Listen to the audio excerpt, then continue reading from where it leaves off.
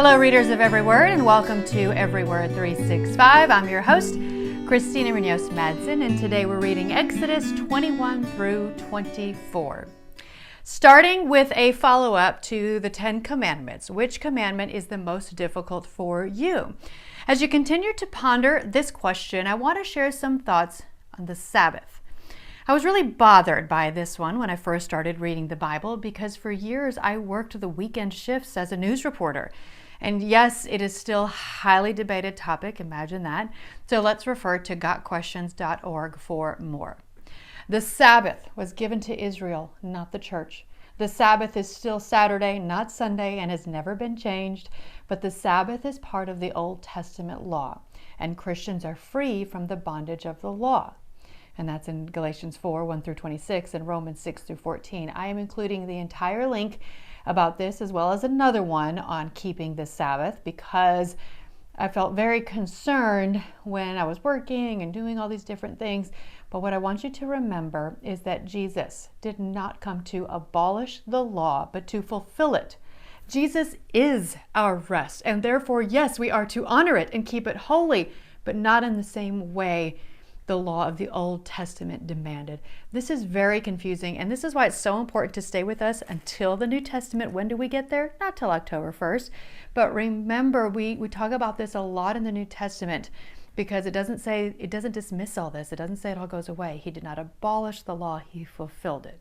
So hopefully these links that I'm including will help give some of you an aha moment. Others, like me, may struggle to understand this one for a very long time, and that's okay.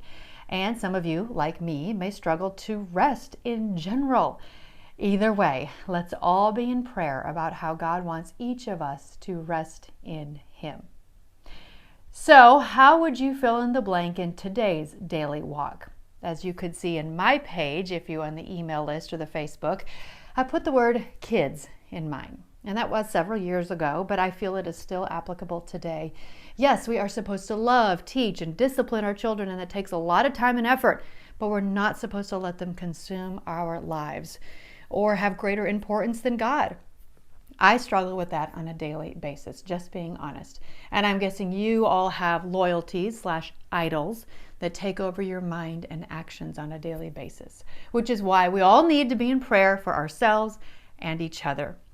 I'm including a link to a funny YouTube video, but yes, I think it makes a great point. And I am a football fan. I am not cutting down football. I love watching good football games. Grew up a Vikings fan, now a Razorback fan because I'm in Arkansas. So I'm not attacking football at all. It just is a great video that really does make you think. So click that link and watch it if you have time. And what did you think of all the laws in today's reading? Kind of overwhelming, right? There'll be a lot more to come. Really makes me thankful for Jesus and that we don't have to abide by all the Old Testament laws anymore. Something that I encourage you to do is to mark verses that you like and verses that you dislike. That's not to say you don't like parts of the Bible, just an easy way to guide discussion in person or on Facebook as we read together. So I put an L by the ones that I like and a DL by the ones that are hard to stomach or hard to understand.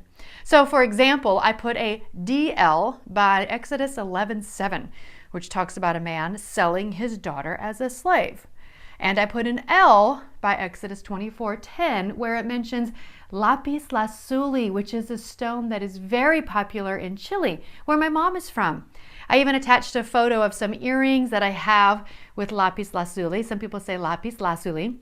You can imagine my excitement the first time I read about an ancient jewel and I actually knew what it was. So if you want to be on our email list or in our Facebook group, you can see that photo. And again, just so exciting. And I love that part when I recognized something that was very familiar to me because my mom grew up in Chile and we would go visit often as a kid. The next reading is Exodus 25 through 27, and then you get another day off. Happy reading. This episode is brought to you by Travel with Friends. One of our top priorities as a company is serving those who serve others. At Travel with Friends, we want to make leading a group as efficient as possible and ensure our tour hosts are taken care of too. Let us help you with the logistics of your tour so you can also enjoy the experience. Just give us a call, 501-379-9226, or email friends@travelwithfriends.com, or click the link in the description below and fill out our Host a Tour form at the bottom of the page. We look forward to working with you to meet your group's needs. More information in the podcast description.